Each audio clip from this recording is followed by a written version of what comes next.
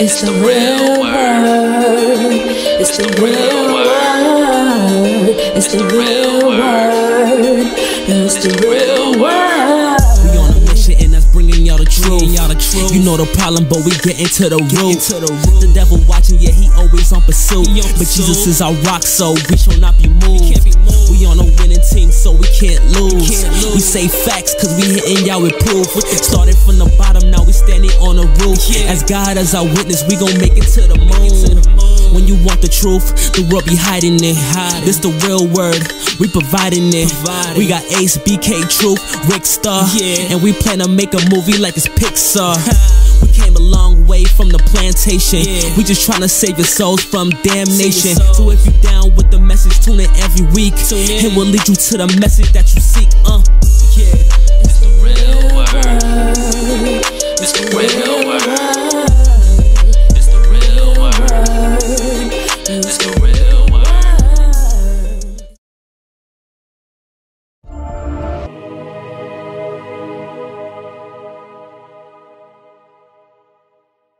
Welcome to the Real Word Season 7, Episode 15. Shout out to everybody that's been watching. Shout out to everybody that's been supporting. Shout out to everybody that has helped us to get this far so far. Shout out to everybody that has sponsored our turkey drive so far for this year. This will be our 5th annual turkey drive. So shout out to everybody that's donated so far. If you want to donate, that's $ The Real Word Inc. That's the $ The Real Word Inc. Or go to www.therealwordministriesinc.org. That's therealwordministriesinc.org. Shout out to everybody that follows us on Facebook. That's the Real Word Ministries on Facebook. The Real Word Ministries on Facebook, or facebook.com /The Real Word 7, The Real Word 7 like Mike Vick. Or you can catch us on the BRIC Network every Tuesday and Thursday at 12 noon, 4 p.m. and 1 a.m. We also on Apple, Spotify, and SoundCloud, and Pandora as The Real Word Podcast. That's The Real Word Podcast. I'm here with my co-host. Introduce yourself. You already know it's the one and only. Yeah, I'm in the building. Add me on Instagram, aservant11. There ain't no 11. You know I got my water. At my business page, Zero Enterprise with the 0 at the end. You know I got merchandise coming out this month, so stay tuned. It's gonna be hot. Alright. And you see we got a lot of new faces in the building today. A lot of new faces. So introduce yourself. We start off with you. Go ahead. How's it going? My name is Steve. I'm a student. I'm here to learn. That's how I am. All right. And to the left of me, I got a very familiar face, but I'll let him introduce himself. Introduce yourself, brother. Peace and blessings. Jean-Noel McFadder, CEO and founder of GMAC Inc., which is Gangsters Making Astronomical Community Changes, and your current independent candidate for Brooklyn Borough President. Vote tomorrow, November 2nd, for me. Go ahead, sis. All right. What's up? Peppy in the building, Promise of Greatness. I'm glad to be here. Alright, we got my brother here. What's happening? My name is Dean Martin, aka Malachi Royale. I'm the chief of the streets of GMAC Incorporated. All right. And I thank everybody for being here today. I thank everybody that's watching live on Facebook, or everybody that's watching on Instagram, on YouTube, or on the BRIC Network. So, as my brother Jean-Noel McFadden said, he said tomorrow is voting day. So explain to them why they should vote for you. Oh man, that's they not paying attention then. So it's election day tomorrow. It's a major election happening in our city. Our people are not paying enough attention to what's going on. We paying attention to the issues in the community, but they're not paying attention to who's making these decisions. And it's time for us to change that. Right? It's time for us to be in the conversations that we're not a part of. Time see we sitting at this table together, but there's tables where decisions are being made without us, and we're never at those tables. So I got tired of not being at that table to help make decisions for my community. So tomorrow is November 2nd, election day. We got a new mayor that's coming to our city, right? So we want to make sure that we vote for the right mayor. Our mayor is our current borough. Our mayor-elect, Democratic-elect Eric Adams, the current borough president of Brooklyn. For those that don't know, he's leaving his seat as borough president to become the mayor. So that means you have a seat that is open in Brooklyn for the borough president, and that's the seat that I'm running for. Right? So it's important for people to understand what that seat is. So that person who sits in that seat helps advocate for the needs of the borough. Right? That person deals with community boards, dealing with the elected officials, dealing with ULURP. ULURP is the if you don't understand, I want to give people things that they don't understand, but it's people who are making decisions on what businesses are coming in our community, right? We see no community centers, but we see a lot of businesses coming, and we're upset about it, but we're never part of that conversation. The borough president is part of those conversations, and I'm here to change that and be part of community development. So we need people to vote. We need people to come out who don't want to vote because they see politicians are the same people over and over again. I want people to look into my past, see who I am, see what I do in my community, and vote based off of that. Don't base off of a party. I'm independent. So often our people going down, they believe, and I'm a Democrat. So I'm just going to vote down the line. I'm just going to vote Democrat because that's what I'm told I'm supposed to do. Can't do that. You keep voting for somebody who you don't even know, who's doing nothing but hurting our community. So we need people to wake up, pay attention to the candidates, look at them before you go to the polls, pay attention to their history, look them up. You don't know, see something about them that you don't understand, look into the reason why they're into politics. Right? People into politics for business, not to change the community. So it's important that you pay attention to your candidates. Right. So I'm kind of familiar with politics, but not really. I give people my background. My undergrad was in pre-law, so I'm minded in government and politics. I worked on the political campaign for Mark Levine when he ran for city council, and then I've worked with Eric Adams. I've worked with Mayor de Blasio when the LINK program first came out, which became City Fest, the housing voucher. I worked with the Department of Homeless Service with Home Base, homeless prevention for people facing housing arrears. And I've worked in MICA shelters funded by Department of Homeless Service. So I got some small understanding of how the system works. From my understanding, you're right. Like a lot of people, majority of people do go into politics for business, as in like it's the easiest way. As in like we know there's a history on it, like the mob. Like the mob, for example, they would give the politicians the muscle and the money. Once they get into office, they would give them the contracts. They would give them the cutback off the contracts. And they would not only have the contracts to construct different parts of New York, like the West Side Highway, for example, they also had the contracts to repair it. So a lot of those companies that you see is repairing the grounds, and in the 5 boroughs, they're privately owned. And we know that the mafia... And it's still exactly. It's not changing. And then we look at the fire department, perfect example. Garbage sanitation, another perfect example. And these is... And I was talking to somebody about it yesterday. When they sat at that table, like how we sit at the table when they made the decisions, who gets what, we weren't there. And if we were there, the table was on top of our heads. And we had no say. So we didn't get a cut of none of that. Now, we're now entering into politics, you know, with Obama. I'll use Obama as an example because he reached the highest office. And then, you know, we had Colin Powell that recently died. You know, he was Secretary of State. And then Eric Adams, he was black, you know, he was Brooklyn Borough President, and now he's running for mayor. So we see different people that look like us. Now, sometimes we choose people that look like us and they let us down. So my next question to you is, what would make you different from them? Because sometimes, just like how you said, people vote straight Democrat, some people vote straight black. Like, people didn't care about what Obama did for us as long as he was just black. We just pushed him into office. It's now that we're looking back at, damn, like, what did he really do for us besides, like, the symbolic victory? Right. But we know all the groups that got benefits under Obama, mostly the LGBTQ LMNOP, they got the most out of that till this day. And us as people of color, we didn't really get much. So what's your thoughts on that?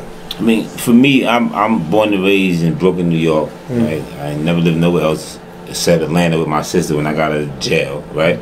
But I'm from Brooklyn, been in the streets my whole life. And that's all I know. I don't know how to be nothing else than being part of the community. And my goal is to change anything I touch in life, right? So I came out and I changed things through my organization, GMAC. That's proof of what I'm capable of doing, right? And this is what I tell people, because we had a conversation today with an older woman. You know, some of our people are stubborn. And, you know, I'm out there introducing people to who I am that don't know me, because they're not going to talk about me because I'm an independent candidate. I'm fighting against a machine. You're right. Right? So, you know, so tell me what you're going to do. What you going to do for us when you get there? So, what do you mean? I'm going to keep doing what I'm doing on a different level. Yeah, right? Bigger level. Right. I don't want to care what you did. Listen to what I'm saying. Right? I want to hear what you asking me. What I'm trying to show you here. Look, this is here. Yeah, this is what I'm doing now. I'm not even talking about what I did. If you were talking about what I did, then I wouldn't be running for office, because what I did was I was running the streets, hustling, trying to survive. What I'm doing, right, is I'm making changes in my community right now. Here's the proof. You can look me up. Here's everything I'm telling you. I'm just going to keep being that same person that I am right now. But the difference is I have a different platform to push for my community, right? I'm not going to ever change who I am, because everybody's around me tell you I'm the same person. So people get into politics because you look at their history, they're setting themselves up for that. It's a business like anything else for people. But what I did was I saw issues and said, you know what? I could do that job better than some people who think they could do that job, and I want to show my people how that can be done, right? And the only way you do that is getting in a space where you make it happen and show an improvement. But I'm not going to make promises about what I'm going to do for somebody, right? I'm going to say I'm going to do, here are my goals. My goal is enhance public safety, youth development, right? Youth engagement initiatives. My thing is community development, getting us involved in the community boards, right? Being part of the real conversations. That's what I'm talking about. People who got issues, being able to voice their issues. The borough president advocates for the people, right? Yeah. So giving the people a voice and pushing their issues forward is something that I have no problem doing, because I do it every day. So do you feel like they use your past against you? Yeah, of course, right? Well, wouldn't they? That's my past is what I've come out with when I came out of jail. I've never ran from that, right? I don't. See, that's what they want us to do. They want our parents afraid of us, right? So they say, oh, he's a gang member, right? I was 16 on Rikers Island in 1994. Right? We got kids now that are turning blood now and crip now on Rikers Island, folk now, right? No, and something we talking about happened to me when I was a 16-year-old. It didn't start with me. I ain't the person who started that, right? I ain't the person who put me in that system to put me there to be part of that. But these are our kids. Right, so now you want your kids to be looked at as some animal because he or she's a part of some gang clique crew, or I like to say peer group, right? You know what I'm saying? Because, right? After school program. That's what it is, though. Based on who you are, when you come up, and you're gonna be part of something, right? But if you look at the dictionary word of gang, it is a group of individuals, is black and brown, right? Of course. Group of people who get together to commit criminal acts. Look up their definition of it, and they tagged it to us. So our people hear that automatically. Oh, he and she is a gang member. Oh, be afraid of them. Their life is indifferent. So if something happens to them, we shouldn't care, right? But these are our children. So when you talk about my past, I look at my past as my experience, right? My past is my education. Right? They don't have there's no politician that has the education I'm bringing to the table right now, which is coming from foster care. I never met my father, right? Went to jail at 16, joined the gang while in jail, went back and forth to prison, came out, changed my life because I did it. The system didn't do it, I did it. Put together an organization to help and heal my community and change and help my community. I don't care what they're talking about my past. That's their goal. Look at Malcolm. Yeah, of course. As he became who he became, they still killed him. Yeah. When they couldn't find and couldn't vilify his name and tear him down, what they did, they killed him, right? So we gotta expect that. We just gotta keep pushing. They're gonna keep talking about us on the negative. Look at the Daily News. They always talking about me. Yeah, so, that's what I asked. Miss Peggy, I said it right? No, it's fine. This is Peppy. Sorry, Peppy. No, because I remember you told me the story. Yeah, there is a story behind my name. So yeah. So I know you from. It's cool. I know you from. You said that you wanted to eventually run for public office as well. So from a female's point of view, and as a black woman, what made you want to join this race or jump into this fight? I'm just going to piggyback on what he's saying, which is so true. I don't mean to cut you off. I want to hear you, right? But I like to change things, right? I'm not saying that you eat pork or nothing. Do you? I mean, yes. Okay, I okay, want because it. you're piggybacking, but I just let you like, yeah, no, I'm veggie Right. back. You know, right? So, yeah, I'm veggie back. So, yeah, you know what I mean? So, if it's something I'm saying, yeah, if it's something I'm saying, All right. you just say, hey, respect like the it. brother said, I'm a veggie back off of him. All right, Right, I like the originality of that, You got which is great. You know, everybody has a story. Yeah, of you know, course. and I agree with the people closest to the problems, closest to the solution. You know, and so I've been as a woman and going through trauma, being raised in trauma, and me having that Caribbean background of them not talking to you. I'm not just saying that's in the Caribbean culture. I'm feeling like it's all in black and brown communities that we tend to not, you know, discuss the hurts and what we're going through. We just try to deal with them on our own, you know, and forgetting that we're involved with other people in our lives. And so I feel like my experiences of life has guided me to want to build my own program with the youth. Also, I mean, I've worked with all ages and, you know, criminal justice background. I too have a background myself.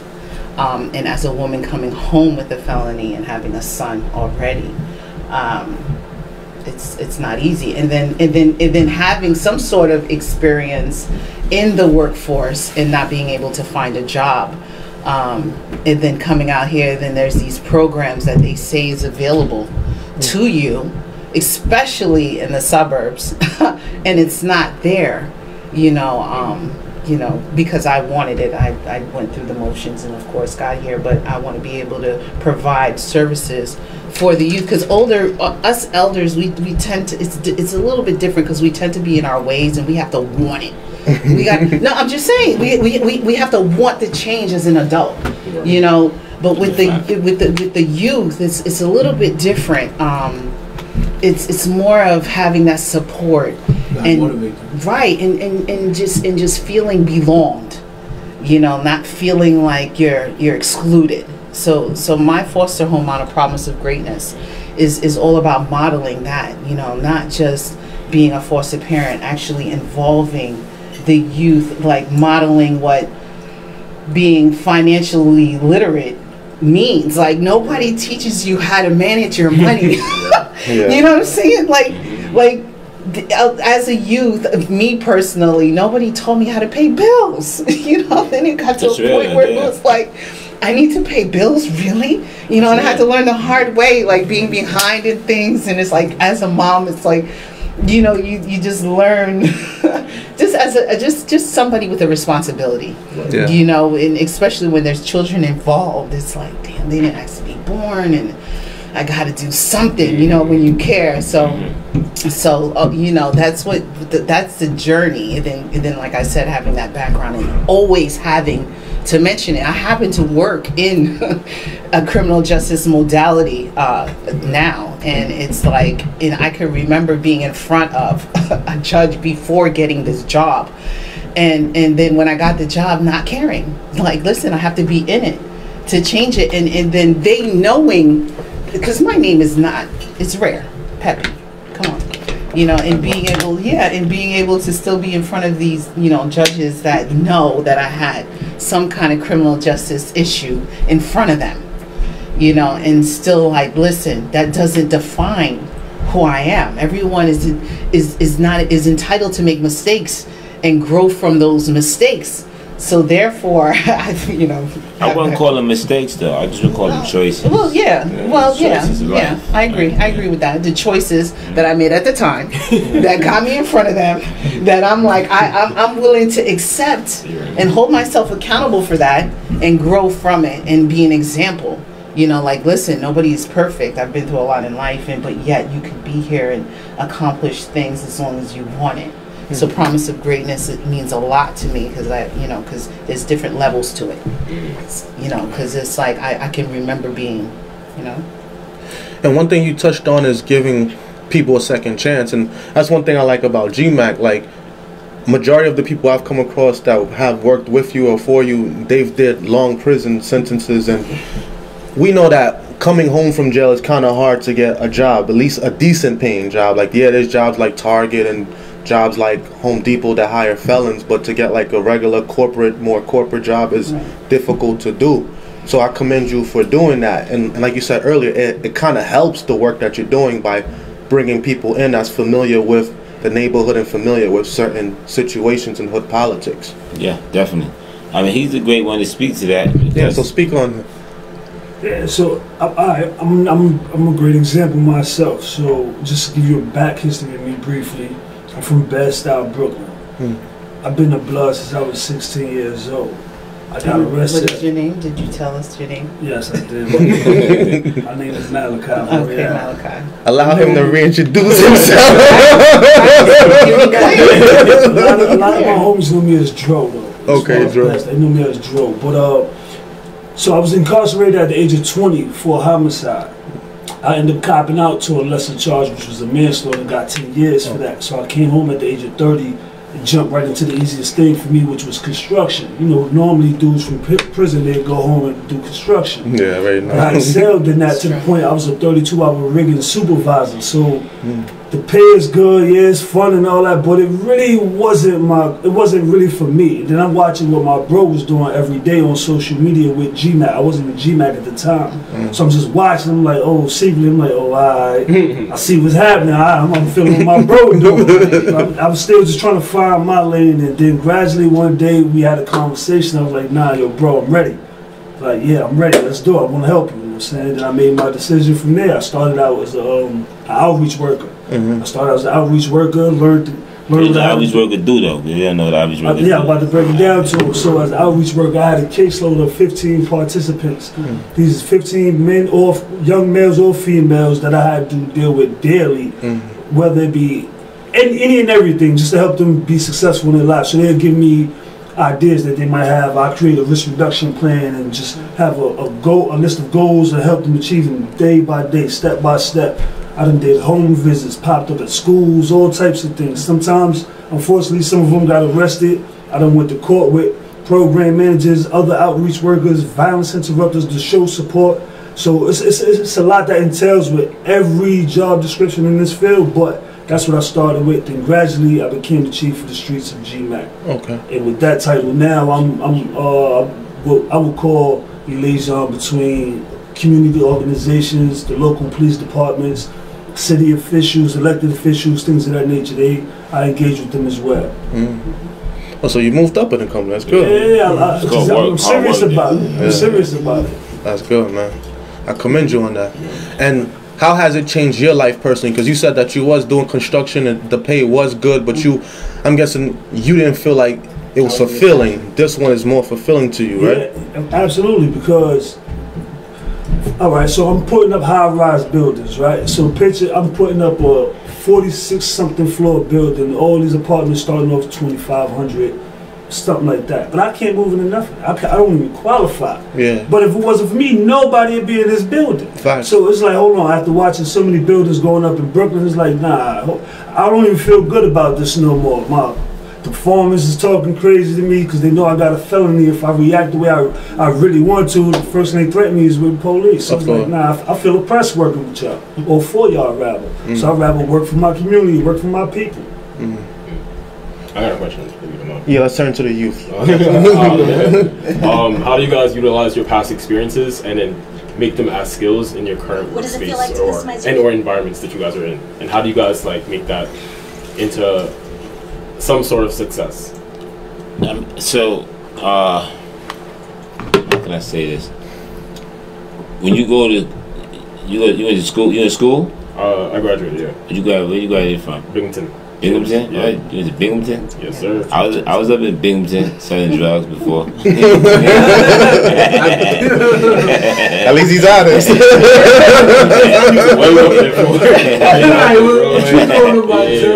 That was back there live, bro. You know what I'm saying? I've been home since 2008. I did jaywalk. I do jaywalk. But so I was asked that because you went to school. What did you go there for? I went there for financial econ. All right. And you spent how many years in school? About like 5. Right. And you had to read a lot of stuff, right? More than that. Yeah, a lot of reading and studying, right? More than that. Well, I had to walk through all of that in life, right?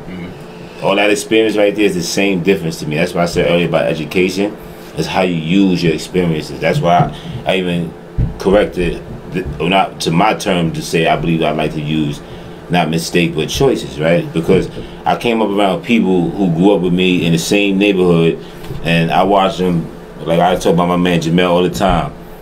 He in Atlanta throwing up all types of assault rifles on and stuff on his page, and it's illegal. And I'm like, oh man, I can't do that. You know what I'm saying? But you know what I'm saying? But just to protect his family, not to have it for to harm nobody, but right? But I'm just saying we came up together, but there's some rights that you still have that I lost because of the choices I made, right? So I take all my experiences and we use it as a skill and a tool. When you come to us with a scenario, we're trained also on a lot of different trainings. We can talk about that on a whole nother level. But having those trainings help us utilize who we are and what we've been through, right? Those experiences. So when you come to me about something, if I don't have the expertise in it, I have people around me I'm going to refer you to. I'm not going to try to tell you I can help with everything. But if I understand it, especially coming from the streets, right? When you talk about gangs in jail, police action, whatever it is, I've experienced it. So now, let me tell you how I've overcome all of that. Let me give you an example of how I can show you an option away from what people are used to. You gotta remember, a lot of our young people, and even older people, feel they don't have no options, right? So we gotta give people more options, which is why I'm running for office. Options for something different. Let me add on to that, right? So, as I spoke on earlier when I mentioned being a blood, to answer your question, it's the same difference of me now. I'm a certified gang specialist. So at one point, people would tell me, "Oh, don't say that you represent this, or don't associate yourself with that, because what? Fear of the criminal attachment to it." Yeah. So now, when I say, okay, if I say right now, yo, I denounce everything, I'm done, I'm retired, according to the DOC, Rikers Island, the state penitentiary, I am. That's what's in the book. So I had to say, okay, how do I strengthen myself around that? That's something that's trying to be a challenge for me. So I said, okay, I'm becoming a certified gang specialist because I've come from that. Nobody else can tell me I'm not certified, I'm not educated enough to be a specialist in this. I was an active participant. He's a specialist. You know what I'm saying? Still do this. Certified gangster. When you need that call, you already know who hotline is. Let me just answer that question now with me. With me, definitely every day. Every day, starting with my children personally, right? It's real life in my home. So it's like, you know, allowing them to be involved. And again, that's why I'm trying to build this foster home model. It's the housing that I'm working on getting right now, is to be able to model that, you know, because we're saying to people, change to what? You're saying to the youth, look, there's something different. What's that different? What's that something different? You know what I mean? So being able to give them those options, that's right, of something different. So being able to, you know, model, you know, that different, you know, doing this at the dinner table, you know what I mean? That's healthy, you know, healthy and perfect, which I believe is not necessarily doing the right thing. It's negative also. It's dealing through the solutions, how you work through your problems, finding solutions, you know, modeling, not just dwelling in the problem, right? Modeling, finding solutions. And it doesn't mean that that road is going to be that straight road, or oh, you know, that tunnel vision of this is how it's going to, I'm going to, you know, accomplish or, you know, fix this problem. No, understanding there's obstacles that's going to stand in the way of maybe your first thought of, you know, of solution, and being able to be a chameleon, adjusting, you know, changing, flexing, having that dialogue, saying, you know what, I thought that this was going to work for me, you know what I mean, but it's not working. You know, something is I'm stuck here, and articulating that and being able to say, I'm stuck and I don't know how to move forward and I need some help.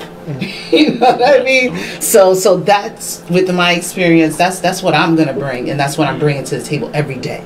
Modeling the different options that the youth can take. You know, asking questions, because me, I'm a mom, and my kids can't tell, but they can ask me questions to make me stop and think. Wait a minute. You know, even though I admit it to my because I'm different. You know, but there are some parents or some adults that may not admit. Like my mom's not going to admit that I'm right all the time with something. You know, with the questions that I ask her. You know what I mean? But being that I'm not telling her what to do, asking those questions stops that person to think, wait a minute, why are they even asking me that question? Like, wow, you know what I mean? Like, they might catch an attitude because we get defensive, you know, when things sting. You know, so I want to continue. I got 22-year-olds, right? So I know. Being able to do this. Yeah, I have a 21-year-old. Yeah, I do. I have a 21-year-old. I have different 12 and a 7-year-old. So I'm different age stage, and you know what I mean. So I'm very serious about modeling the different, and it's different too. The different ages bring different things in the youth. The different ages is different stages. You know what I mean? So my 21-year-old is bringing something different to me. My 12-year-old and the gender is also different. You know, so it's exactly. So being able to individualize everything that I'm modeling based on the person that's in front of me. Very important. I can speak from my experience. I've been a youth leader and a youth minister in the church since 2015. At our height, we probably had 45 or 50 youth from the age of, I would say the youngest maybe 13, the most oldest maybe 28 maybe. That's before Corona, you know, Corona kicked us bad. But my experience is, that's where I get the motivation for our logo, the one behind you guys with the two hands, because I feel like it is the two hands that come together that uplifts everyone, because you need the corporate hand and you need like the street aspect, especially amongst our people, because that's what they see, that's what they respect, you know, like their heroes, the neighborhood heroes, usually the neighborhood dope dealer, you know, like he's the one with the money, with the most influence, with the most power. It's not until we reach a level of consciousness like how you guys have reached, where you like, okay, we need the business part, we need the political power, we need to bring those two together. And it's like we have to uplift ourselves in order to uplift our people. Right. Because if we're still at a low point or a low vibration or a low form of thinking, how can we be able to provide anyone else with light if we don't have it? So like, I usually use my life, like I use my time, like my experiences, even the consequences that I faced in my youth that I had to deal with, the things I had to overcome in order to get to where I'm at, you know. And this was something me and my boy was talking about like the other day, because my boy, like, he African, and you know, for those that know, yeah, they the original plug when it comes to so me and was talking, and then he was like, yo, he was basically saying that this new generation, the biggest difference between the new generation, our generation, we went to school and we still did our dirt. Like, I understand you was in Binghamton and you went to Binghamton, but imagine someone that's going there and doing both, like able to go to school and do things and pass. Like, and who's that do that?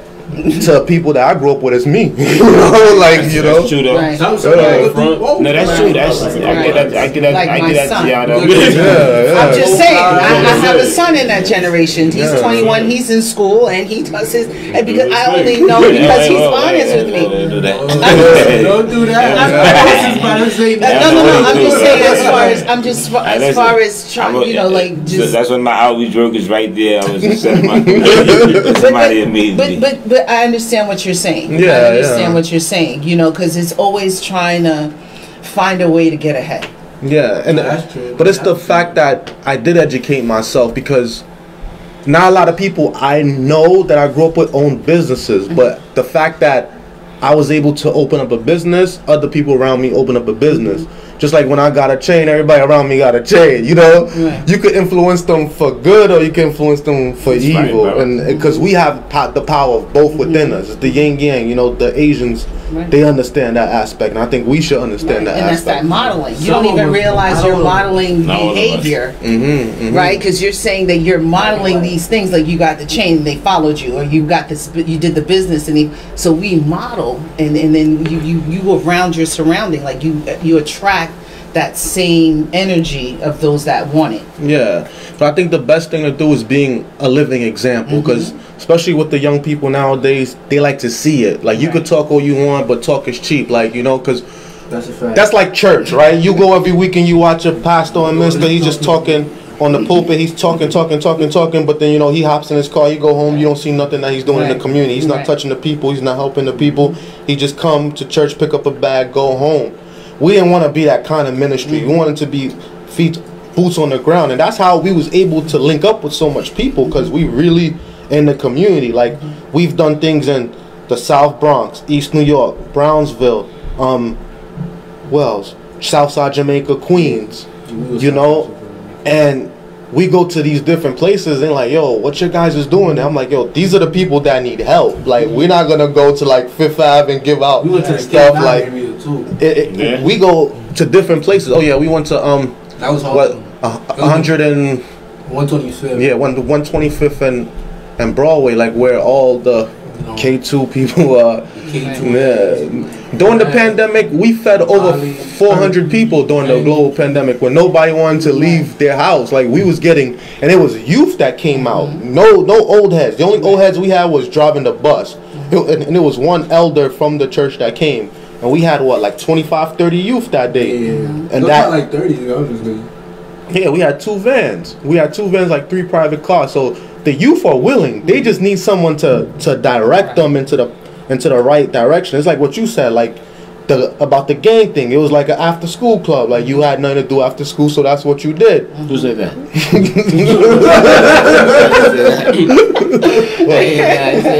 Recreational activity. No, I ain't say that either. I did that in jail. I ain't do that because I did that because my story is different.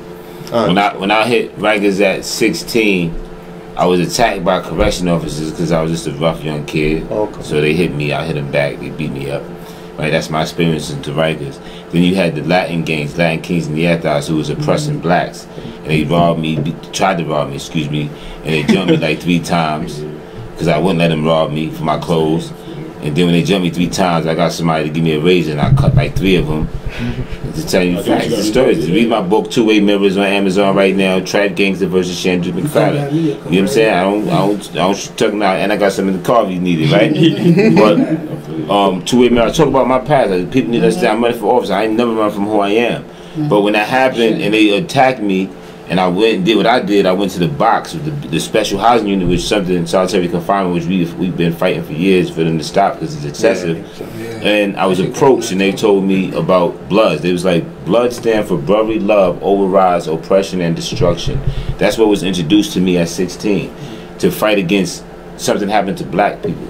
You understand what I'm saying? So my fight always been different. I ain't never been, oh, I'm going to go get a gun and kill and shoot people. That's not how it was introduced to me. So that's another method that I know I utilize when I'm talking to ministries, because if you talk about Bloods and Crips and folks, we can tell none of them come from murder, death, kill. That's not what it's about. It's about community development. So y'all need to represent what you say you represent when you out here shooting and killing and beefing with each other. So that's where I come from with that, right? But I might have recreation after I became it, but alright, so it came afterwards. Yeah. Speaking of that, Larry Hoover, the old man, he was trying to change what he's still trying to change. He was basically trying to fix like what GD stands for. Like, he was trying to switch it to something else. Yeah, growth and development. Yeah, growth and development, exactly. Do me a favor, just fix that up real quick, because it's falling down. Just use the thumbtack and click it back. But yeah, he was basically trying to focus and try to help people to like do different things and to be better within the community. And one of the young rappers, G Herbo, he basically said that no one is really gonna listen to what he has to say because the older people and the younger people are not really connecting, because the younger people, they're dealing with the things that the old people set up in a certain way, but by the time it came to the hands of the young people, most of the old people was locked up, and so the young people had to fend for themselves, and it was just chaos. So like now they're dealing with it. And that's over there you're talking about. In Chicago, yeah, Chicago. Yeah, that's a valid point, because it's not just with Larry Hoover. You had the GDs, the BDs. You can go on to a lot. The vice lords. You had so much in Chicago that attributed to a lot of those issues out there. And yeah, Larry Hoover has a major part in it. And the pieces has to be the people who are inside the prison and who are out in the streets, right? Because you have people who are not the elders, but are in the middle that have to play their part in that conversation. But the young people don't got the information they need. You understand what I'm saying? It's the same thing that we see in New York City. I see Bloods beefing with Blood sets. Yo, bro. You know, that's what he's saying. You know what I'm saying? And it don't make no sense if you understand what you come from, right? How did you get there? Because somebody miseducated you. And guess who miseducated you? A black man who told you that this is something that he wants you to do for his own good, right? It wasn't about the betterment of you. He did it because he wanted you to do what he needed you to do. So it's about that, being able to identify if you represent something, who gave you the wrong information, right? Because if you look at any of that from Chicago, New York, anywhere, LA, it was never, we're going to come together and we're just going to create a group that's going to just go out there and kill everybody. You might have a little bit of that in Brooklyn, but you didn't have that when those major gangs were set, right? When I say Brooklyn, because you got people who may just come up on the corner, they just, that's their clique, because they got beef, and now that's it, we just kill everybody, right? Those are the ones that are different because there's no structure, there's no historical reason, right? And that's the problem there, right? You just living life to die tomorrow. So we gotta look at it differently and how we address those conflicts that come from gang and how our young people are dealing with the missing piece that's in between. So let me ask the youth on this side this question, because I was watching this video where this guy, I think his name is Charleston White, he basically said that the way that the black leaders were able to bring blacks together back in the days and bring them and unify them back then, they're not able to do it now. Do you guys think that's true, and why? What's the difference in the generation? The way, you see how Martin Luther King and Malcolm X and everybody was able to bring large groups of colored people together for one cause, like how they was able to boycott the bus for a whole year. Like you can't get Negroes to not ride the bus or Uber for one day right now. So why do you guys think it's like that now? I feel both ways. Okay. Originally, I want to say the cause back then, right? The bigger cause and how I guess our mindset was at that point, at that period of time. I guess we saw the overall enemy and what that was, and that's kind of what unified everyone. I feel right now, because of how social media is really taking out like a lot. Well, it's actually not. It's more projecting a lot of individuality amongst people. I feel like now people are like, they're looking up their own information. We have the internet, so everyone is like, oh, I'm just gonna Google it on my phone to see who's really right, who's really wrong. So in terms of if I'm gonna get you to stop doing whatever you're doing, I either A, have to make this a trend. So it's definitely possible. We can definitely boycott things if we made it a trend to do so. But there's a lot of other people out here now that are, because we are so unique now, we have a lot of individuality, people are gonna just come up with their own things. So they're gonna do whatever they wanna do. So I feel like it's both ways. It depends on who's really coming out, and one is the leader. You hear what he said? That's extremely deep. People may not have paid attention if they're listening. If you listen to what he said, and this is, these ears are important, right? Because what he said is exactly what the problem is, right? To exactly what you said. When you look at the internet, you look at the young people, right? And I'm going exactly what he spoke on. So he comes out, he says, yo, I'm gonna start this movement, and this is what we're gonna do together, y'all. And then people come out with him. And somebody gonna be like, you know, I can get these same followers and support on Instagram myself. Like, I'm not doing this. Come on, y'all, we're gonna go over here and do our own thing. And he was, give me some, the Mike Jones crew. We're gonna be the Jones Micahs. You see what I'm saying? Just flipping things around to do the same thing because they want their own individuality, and so we continue to be separated because nobody want to follow the right thing, right? Or they may feel this, I don't like how you made this decision, so I don't want to go with that no more. I'm gonna start my own way. Now we divided, and then that then creates conflict. Can I be honest though? I feel like this is also stemmed from a lot of other things. So I wanted to ask you guys a question, because I feel like, you know, because we're speaking about older generations and younger generations, how do we acknowledge these young cats is blocked?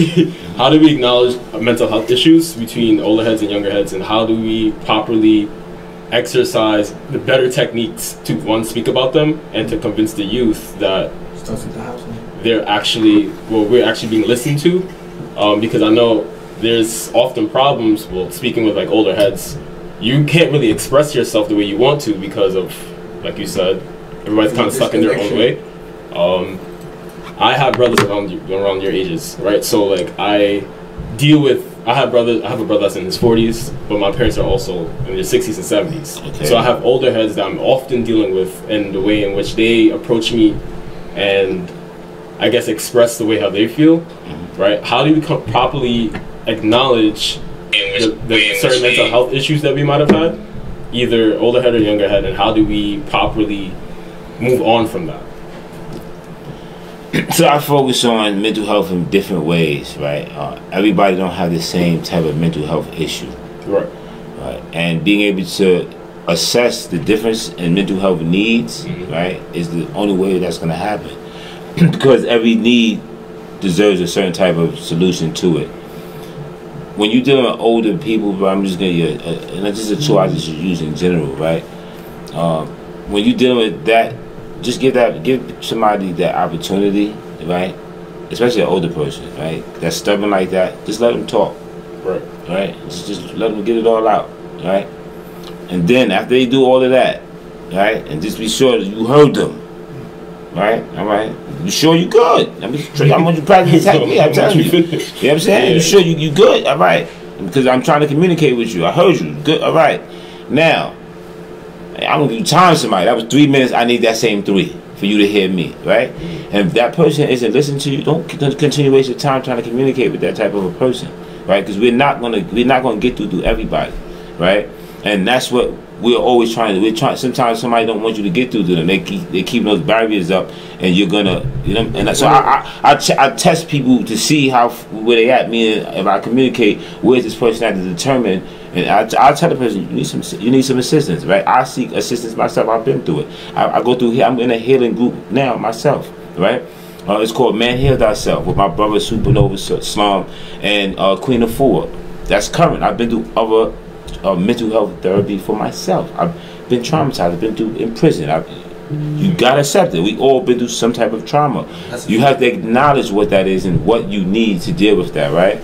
So how do we do that? I'm sorry. Yeah, so what we do is we have to, one, like I said, I'm giving you a method to start for yourself, so that it doesn't be something that you continue to deal with.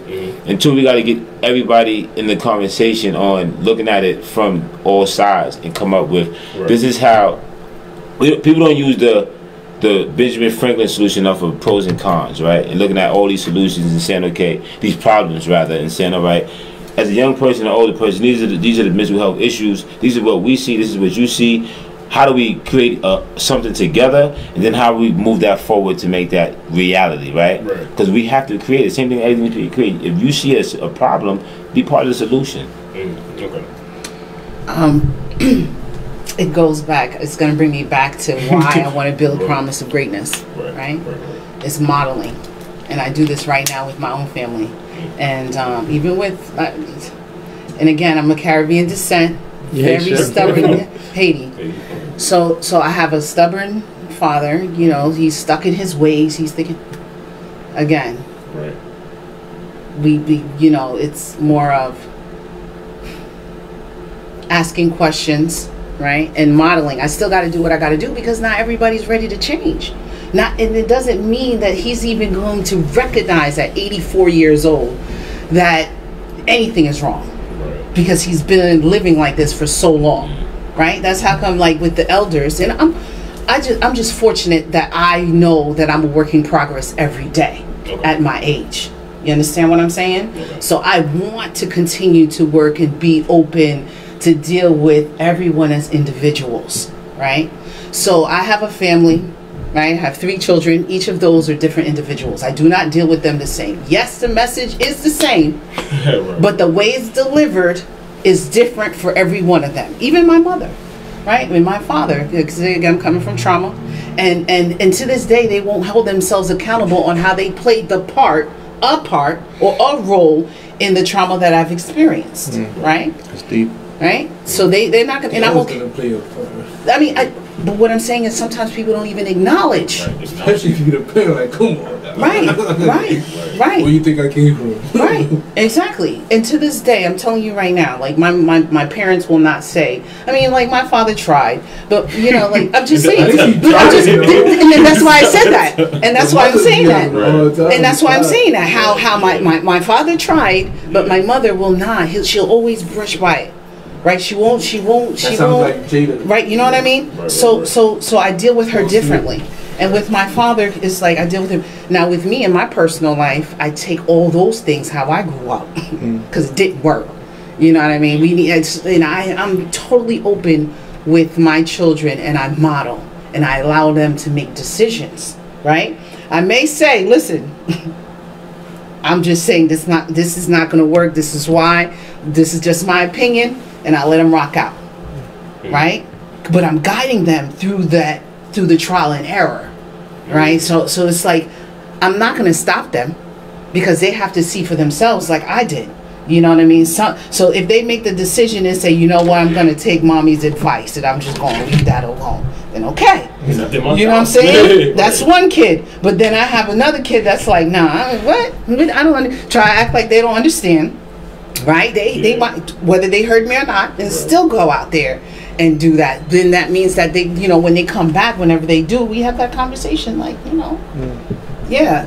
So everyone. So that's why Promise of Greatness means so much to me. Modeling, because my experiences is my experiences, and I know that not everybody's going to change the same way or the same time or if even ever. Okay, because some people may not ever right, just stuck at it, and I just know how to deal with you. I got a question too, but that's the same thing. Remember, some people never change, so you can't have conversations with someone who's never going to change how they think. But let me ask you a question. So do you feel that the older generation don't understand you and don't know what you're going through? I want to say that. However, I feel like because you guys, let me not say you guys. Thank you. Appreciate it. I feel like older heads. It don't matter what you talking about. Listen, I'll let you know when I'm you guys. I'm not that. That's not my guy. I do feel like the older generation because they were spoken to. I'm sorry, correct me your age again? Yeah, I'm 23 years of age. Yes. I feel like because of the older generation, how they were spoken to in a way.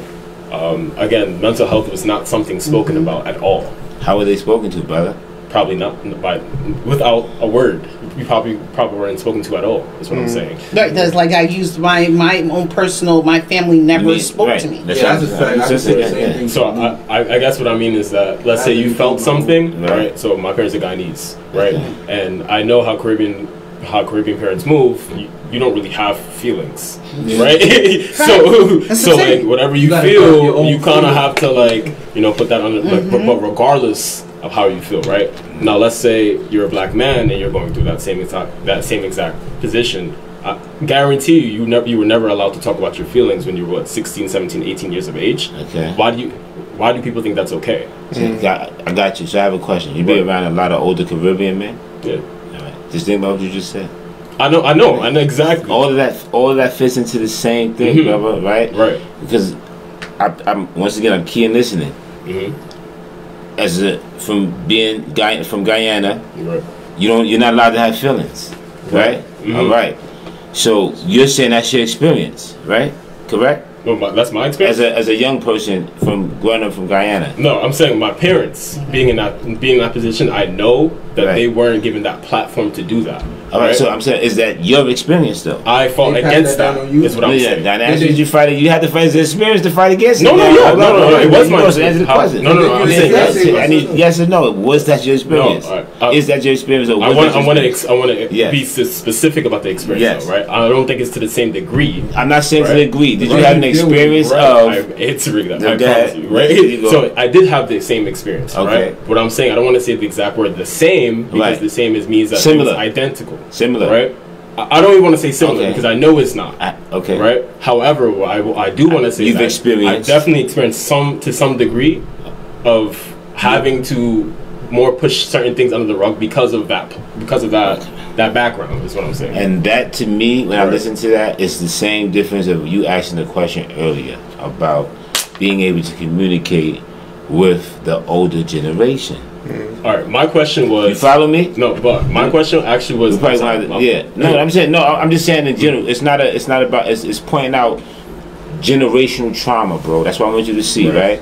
Because what the communication that you're trying to have right now, when you asked about how do we communicate the mental health issues and such, when you just explain what you came up under, even if it's a little bit experience of it, there's someone who had a lot of experience of it, right? So now you may be dealing with an older Caribbean brother who've had a lifetime of experience of, you don't got no feeling, little man. I'm the elder. I ain't had no feeling. You don't got no feeling right now, and I only know how to act like that. You know what I'm saying? So we gotta be mindful of those things when we're dealing with people that a lot of that is generational. If you don't mind, because I can use my life as an experience. I mean, too. So, Caribbean descent. My mom, dad, whatever, exposed me. They were separated. My mom made a decision that exposed me to trauma, right? Happened to me. My sister's exposed to it, right? So when it all came out, right? We have my mother and my father, who now have to figure out how to deal with what's going on, right? And they have this Caribbean background. Nobody talked to them. They don't know nothing about talking. They don't know nothing about talking. All they know is dealing with shit that they still have to work. They gotta they gotta pay bills. That's all they focused on. But there's a situation that's happening, right? And there's children involved, right? So now they're not talking. I mean, they're just living their lives. Now these kids are going through what they're going through. Me and my sisters, right? So now I'm exposed to the not communicating because that's all they know. That's all they know, right? So now I'm at an age where I have a son now, right? Because he's my first. He's 20. He's about to be 22. He was exposed to me trying to figure out how to break that cycle of not being talked to, going through the trauma and trying to figure out how I'm going to fix this, right? And he's in my life. He's being exposed. Whether I wanted to see it at the time or not, he was exposed to every decision I made, whether I spoke about it or not. But I was behaving on the way that I was raised because that's all I knew. But in the process, I'm trying to break the cycle, right? So, of course, trial and error, you know, however. So, you know, as time goes on, I'm here now. So I'm different as far as modeling the dialogue because I do it with my mom and my dad right now, right? Even though they may not see it, right? I force them to, because sometimes, like, my father's so stubborn, like right now, it's like, listen, I can't deal with you right now, right? No, I love you and everything, that's fine. But right now, right, you right here, okay? I'm gonna make sure you're okay from afar right now, right? Because I still have to stay, I have to be sane, I have to be okay for me to still take care and do all the things that I want to do to continue to break my generational curse, right? My mother is different. She's a little bit more open, she's a little bit more educated than my father, because there's a lack of education as well, okay, with my parents, right? My mom reads more than my father does and whatnot. That also plays a part in the way that, you know, they are right now to this day. My father's stubborn still because he's a little less educated. My mother's a little bit more open. She's a little bit more educated. So where our relationship is different, right? That I can model listen, Mom, back then I get that you weren't talking or whatever, but it doesn't work. And I guide her with my two younger sisters, right? Even though they're adults, I still guide her with, and she's still in her grandchildren's lives. Okay, you're exposed to the grandchildren. So what I'm saying is, it's up to us now, right? That those that recognize, I happen to recognize that way didn't work, and I can't change my parents, but I can model things. One thing I could say, since I'm kind of in between the two generations, literally at 30 something, what I can say is, like, based on my experience, like, I grew up in a Haitian household. Like, I was first generation, as in, like, I came to America at the age of 2. So, like, you know, I dealt with all of that. I dealt with poverty, you know, growing up on public assistance and everything. So my parents was kind of rough on us growing up. One thing I can say is, I know where you coming from, where it's like their word is law, and it took me actually being in a car accident, because again, me and my friend who was also Haitian, who was also dealing with issues from his parents that was causing him emotional trauma, he tried to take his life with me in the car as a passenger. You know, I messed up myself bad. I was in physical therapy for a whole year, and I had to go to mental therapy, and I got PTSD from there. Till this day, I can't really drive in the passenger seat with other people because they do something crazy. I'm like, oh, he's trying to kill me too. Like, you know? So when I went to mental therapy, like that was my introduction to mental therapy ever in my life. And she gave me a book, Repairing Your Inner Child. And it's like, that inner child is that innocence that we was all born with. Like, you know, even watching my daughter, her innocence, she's happy when I just spend the day with her, just in the house playing games with her and stuff like that, playing tag and stuff like that. And it's like, a lot of us allowed life to kill that child that was within us. And we manifested in different ways throughout our lives. And education comes in because a lot of us don't know how to speak on it. The scientific word is diagnose, to diagnose it, like what exactly is wrong with you. And even going through my studies and going to school and learning these things, not everybody's going to understand the DSM-5. The DSM-5 is the book that they use to diagnose mental illnesses and stuff, and it changes all the time, like the names of the sicknesses and stuff like that. Like bipolar is no longer one disease on its own. It's schizophrenia, bipolarism, and so like they changed the whole thing. So imagine if you got a scientific understanding and you still don't fully understand it, imagine a regular person. So our parents wasn't really equipped for it, and a lot of them dealt with trauma, and people before them dealt with trauma, and they just did it to us. Like I did it, I had to deal with it, so you deal with it. So that's why you hear like parents that got abused and molested, their children end up getting abused and molested, and it keeps going on and on and on and on. But we can break the cycle. We can. So to close out, since you're trying to break the cycle by running for office, tell them one time why they should. My goal is to break the cycle. I'm breaking the cycle with GMAC right now, and tonight. It's November 1st. I knew that. To see that tomorrow's election day. I'm tired, my guys. We still got stuff to do, but we're tired. We're working. We've been up early.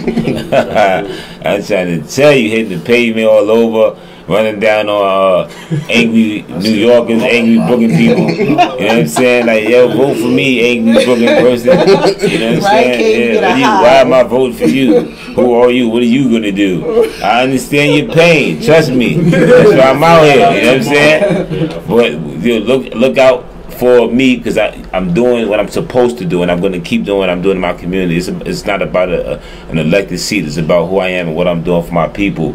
But if you really want to be part of historical change and vote for somebody who's going to do what he says he's going to do, tomorrow go to the polls, call your family, tell them don't just go check the boxes, go write down Democrats and just say I voted. You're going to keep hurting us. Go vote for an independent candidate, me, Shan Duke McFadder.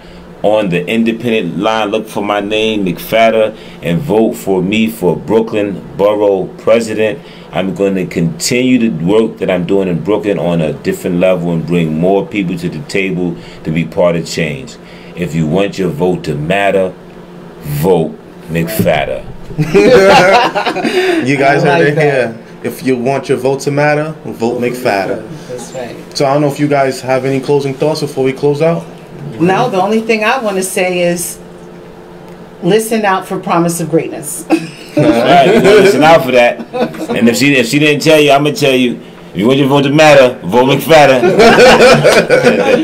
You gotta give them that slogan. Remember, if you ain't got the card and you walk into the poll booth and you like, what's that great gentleman name, the phenomenal brother, the guy that we gotta make, vote matter. They call me Vote Matter McFadder. You know what I'm saying? That's it. All right. But I'm serious, you know. And you see the smile and the jokes. that's actually kind of to some of what you just said, right? You said, you know, they try to bring our inner child. I don't let them do that. I laugh and joke and have fun all day. We do it all. We do it all the time, right? That's our inner happiness, our inner child. Of course. Don't let nobody take that from you, right? Facts. So it's okay to laugh and joke, just to be a clown. You know what I'm saying? Don't be vulgar. That's it. You know what I mean? But you know, I like to always keep. You know, they say it takes less muscles to smile, right? We're too angry, and I want to heal, right? My mission is healing. Yeah, we ain't gotta. Yeah, you know what I'm saying. But we can be professional and happy, but we can be in the field and see somebody that we never know and just give them a happy hello. You know what I'm saying? Just for the day. Yo, hey, how you doing? Have a good day. Who are you? Don't worry about it. Just have a good day. You know what I'm saying? All right, peace and blessings. I appreciate the opportunity. All right, push everybody to the polls. Tomorrow is important. Not just my election. You have a new mayor coming in, new city council members, new controller. Be part of that conversation. They telling you your vote don't matter. I'm telling you, they would have never took it from us back in the days if it didn't matter to our people. Is that not a fact? Facts. Brother Joe? You said it all. You have any closing thoughts, or you go? Just always be willing to learn. Always learn new things. Because I'm glad I'm here today. Facts. So I thank all my guests for coming out today. I thank everybody that was actually watching us live. We thank our live studio audience in the building today, of course. And shout out to everybody that's... 1,000 people in here. So shout out to everybody that's been supporting. Shout out to everybody that has helped us to get this far so far. We usually close out with a prayer, so any of you guys want to close out with a prayer?